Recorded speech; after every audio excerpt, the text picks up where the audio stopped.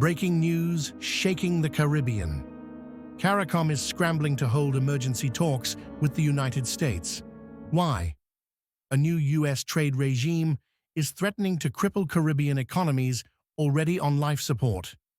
And with Trump looming on the horizon, things could go from bad to devastating. CARICOM, the Caribbean community, made up of 15 nations including Jamaica, Trinidad and Tobago, Barbados and others, is calling for urgent negotiations with the United States. The reason? A drastic shift in America's trade policy designed to prioritize U.S. manufacturing and agriculture could spell disaster for the Caribbean. New tariffs, tighter trade rules, and fewer exemptions mean one thing: the cost of doing business with America is about to skyrocket. And for a region that relies heavily on exporting goods and services to the U.S., this is a direct hit. From rum and sugar to tourism and call center services, nearly every industry could feel the heat. But here's where it gets worse. And I'm the first one to admit that the United States made a terrible mistake when we deindustrialized and we allowed all these industries to leave our country and go to other places. Now we're paying the consequences, but we have to fix it.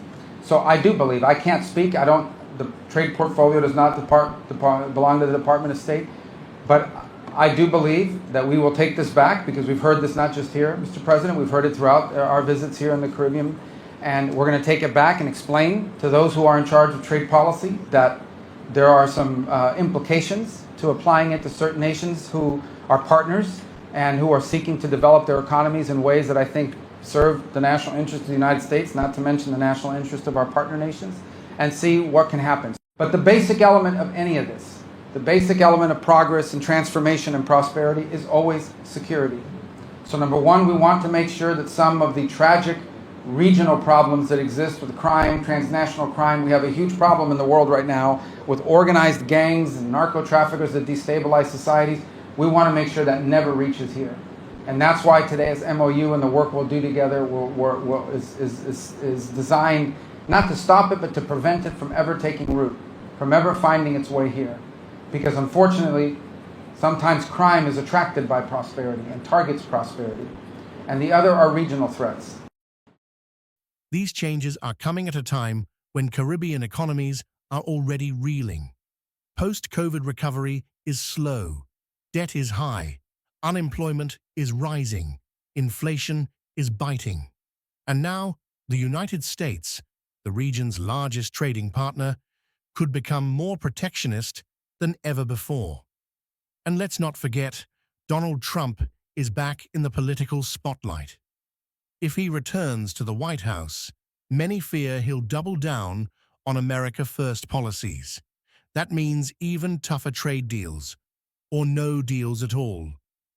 In response, CARICOM leaders are urgently requesting diplomatic talks with Washington. They want to secure special trade terms for the Caribbean, exemptions, waivers, and financial support.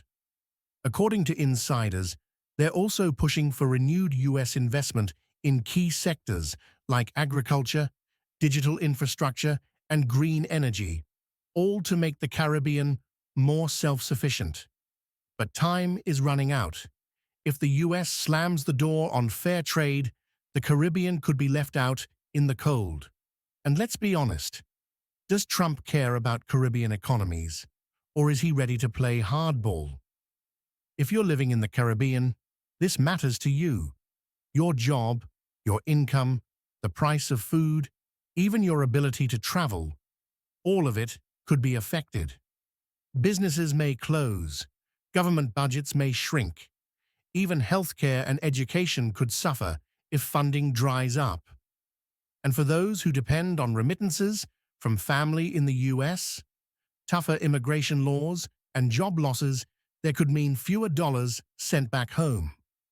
We are entering uncharted territory.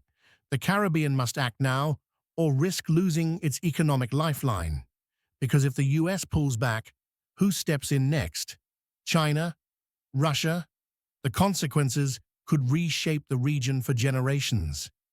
This isn't just a trade dispute, it's a fight for survival.